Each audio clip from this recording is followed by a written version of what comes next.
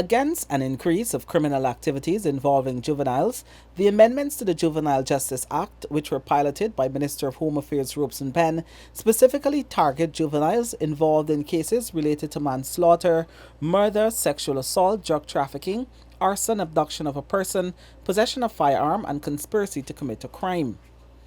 The offence cannot be disposed of summarily. The juvenile may be charged jointly with the adult in one hearing, the amendment prescribes.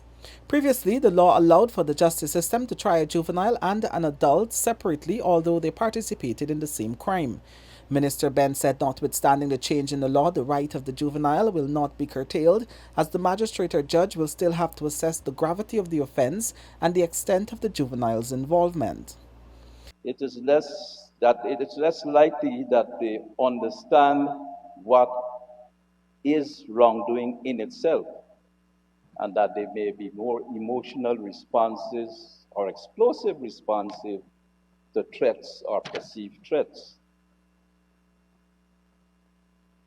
They may be less capable of undertaking premeditated actions, and in most instances, it would be better for them when they are removed from a toxic environment or a toxic home. The amendments have been hailed as a move to significantly reduce the backlog in cases, with some 17 juveniles currently incarcerated, 50 males and 2 females, in Guyana's prison system. There is a challenge of slot, perhaps in the courts. There are issues of refusal to take cases. And of course, we know that sometimes we are unhappy with respect to decisions which are made in the court, not to make a criticism, but a critique.